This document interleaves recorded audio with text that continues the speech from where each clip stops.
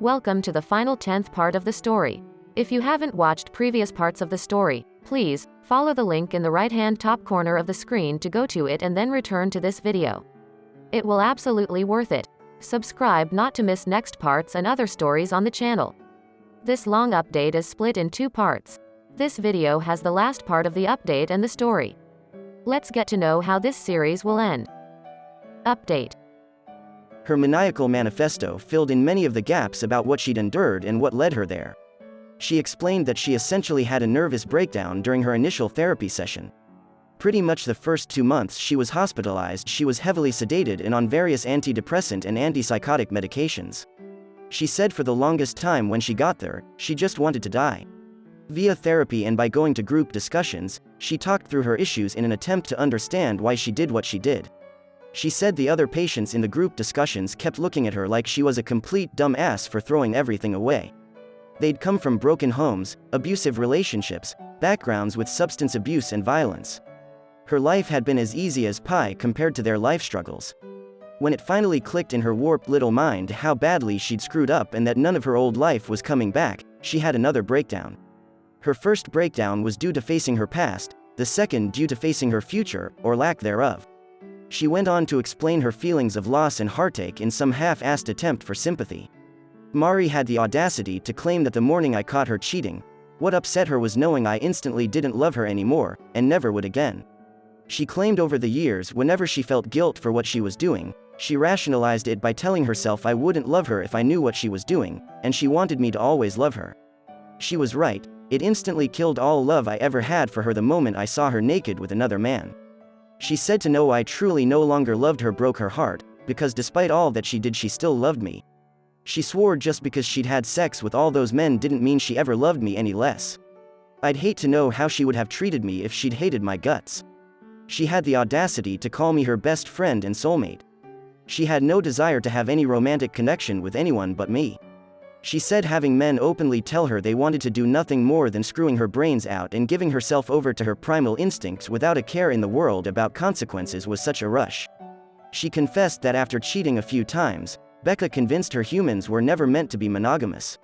She said she would have been more than willing to allow me to have sex with other women, but she knew I'd never want that. She said being able to hook up with some guy she met at the store and be home to make dinner made being just a mom and wife feel less hopeless and mundane. She tried to quantify that I somehow benefited from her having other sexual partners, because it taught her to be a better lover when she was with me. I would have far preferred a completely dead bedroom than being married to a wannabe sorority girl with a tramp stamp of the word next and an arrow pointing down. And what kind of guy would stick his dick inside any woman that gave it up that easily? Those guys are just worthless too. Next time go break one off instead of helping to break up a family. Call me old-fashioned, and I'm sure a lot of people that have read my story have called me that and far worse. But if you feel you need to explore your sexuality and be wild, that is your decision, you are completely entitled to do it. It seems today very few don't live their lives that way. But the time to explore and hook up is long before you have children. The time to do that is way before you marry. And it's sure as hell long before you reach the point of cheating on your husband with so many men you give birth to some stranger's child and tell your husband he's the father. However, if by going out, being wild and exploring your sexuality turns you into someone or something only the most hard-up desperate man would ever consider making a commitment to, so be it. If at any point while we were dating Mari had told me she needed to break up so she could go get pipe laid by random plumbers she just met, I would have been totally fine with it.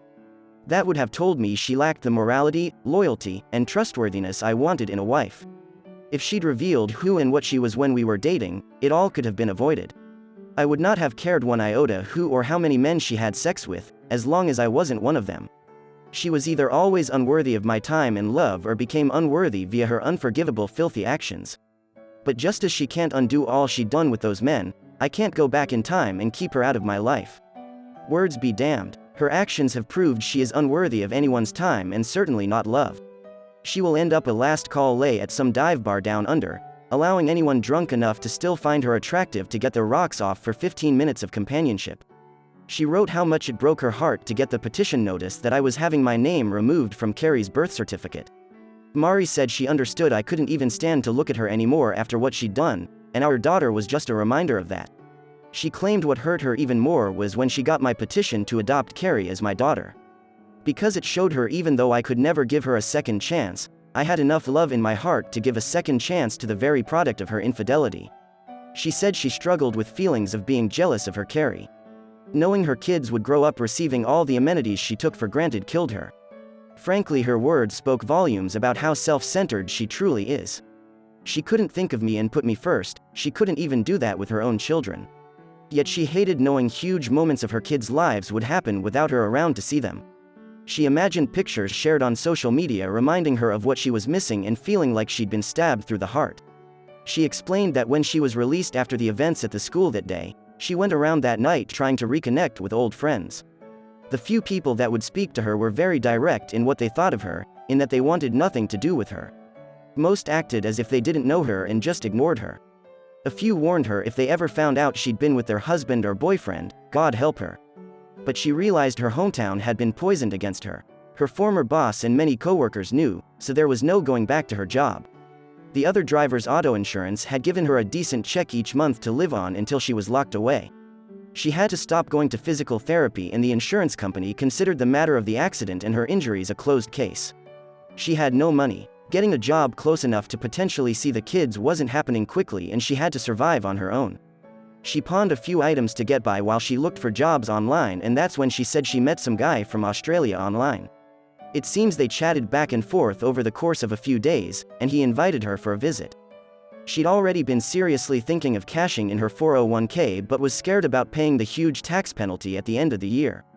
The invite to Australia was all it took for her to cash in the only chips she had. She said he's a really nice guy and has a son that needs a mom. Poor kid is getting Joan Crawford for a mom. And he's getting Amber Heard for his wife. It's safe to say he has no idea what she's done and what she's capable of. She's his problem now. She'll become an Australian citizen, won't have to pay the IRS, and she will never be my problem again. It was the last contact she made and will hopefully be the final contact she ever makes with me again, fingers crossed. Part of me thinks she heard Australia was founded as a penal colony and thought they said penile.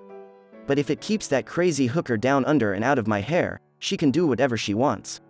I hate to be so flippant, because I do sympathize with the citizens of Australia, as yet another venomous species becomes endemic to their ecosystem.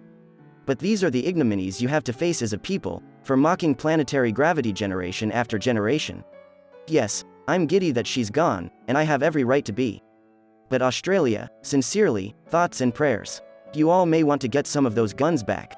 Between providing antipsychotic medication and treating STDs, she may bankrupt your entire socialized medical system. Obviously, I hope she stays away. But a potential arrest upon return for tax evasion with the punishment being time served in federal prison will hopefully seal the deal. My therapist has helped me quite a bit, especially dealing with anger, though I'm sure no one reading this could tell. My therapist and I came to an epiphany during one heated session. For the longest time I was far angrier at myself than I was angry at Mari. People talk about forgiveness and how it sets a person free. I had so much anger built up inside I just assumed 100% of it was directed toward Mari. Nope. It turns out despite her flaws and missteps I held myself to a higher ethical standard. I was beating myself up with self-loathing because I couldn't believe I'd chosen so poorly. Yes, Mari was the deceitful lying whore, but at the end of the day I chose that whore and screwed my own life up. I can say without a doubt I would be much better off having never loved Mari, and that Lord Alfred Tennyson was an idiot. Lots of people asked about Rebecca. I found out that after Mari was kicked out of her parents' house, she did in fact go to Rebecca's. Apparently, my ex thought Becca owed her a place to stay at the very least after contributing to our marriage failing. Rebecca seemed to feel like all she had done was to enable Mari to do what she actually wanted to do and didn't owe her a thing. It's an interesting debate topic, one which apparently got heated. I have no idea who won, but that friendship ended with a lot of hair-pulling, profanity, and punching. Either way, word got out Rebecca had been involved in destroying my marriage and things got rough for her. I don't use any social media, no, I don't consider Reddit social media. But I'm told she was unfollowed, unfriended, and harassed online. In real life 2 stylists quit her salon due to what she'd done. The ones that remained all had customers asking how they could still work there or if they'd change salons too. It took a month or 2 until she couldn't pay the lease and had to close the shop. The last anyone heard, Rebecca was working at her brother's restaurant in Connecticut as a hostess. When she left town, I wanted to have her condo bulldozed like Forrest Gump did to Jenny's childhood home due to all the heinous sex acts that occurred there. But the neighbors in the other 2 units weren't too keen on that idea. Quite a few people insinuated in comments that there was chemistry or something going on with my lawyer Nadia and me. I thought they'd been doing meth. Turns out, I am as oblivious as always when a woman is interested. After the divorce had been finalized, since she wasn't representing me in the civil suit that never happened, I went for drinks with her and several others in the practice to celebrate. As others left one by one, she said she had to talk to me about one more matter before I left. I assumed she was going to ask for a good review on the practice's website or something. She surprised me by telling me after working on my case she truly appreciated how loyal and dedicated I had been to my wife, and still am to my kids. She admitted over the course of the divorce she'd grown attracted to me but couldn't say anything as she had been my lawyer. She confessed I was very hard to read, and she couldn't tell if I had any attraction toward her at all.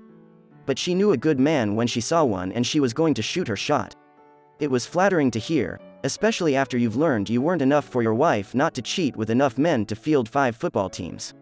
And Nadia even told me long before I gave her a well-deserved huge bonus check. So as distrusting as I am, I think she was being sincere in what she said. She just told me if I ever wanted to go out and have a drink or talk to give her a call. Nadia is a beautiful woman. I don't think any guys could refute that except for the visually impaired ones. She's brilliant, genuinely talented, she has her things together. It's pretty obvious she goes to a gym quite frequently. Lawyers like to look good in the courtroom. And she dresses classy sexy, which the gentleman in me appreciates. At one hearing when she came into court in a pinstripe suit, I'm fairly certain the judge would have granted me custody of his kids after he saw her. Even as jaded as I am, I have to admit she would be a fantastic catch for any guy she chose to date. But for me, that, or any other juice, is just not worth the squeeze. I already know I would subconsciously judge her for her past, which she certainly does not deserve and could do nothing about. And unfortunately, any women I felt an inkling of interest in would be subject to that same unfair judgment. I had plenty of dudes message and urge me to go on a dating app and hook up with some random, just to get past the fact Mari is still the only woman I've been with. Sorry to the guys that will be disappointed to hear, but I could never do that.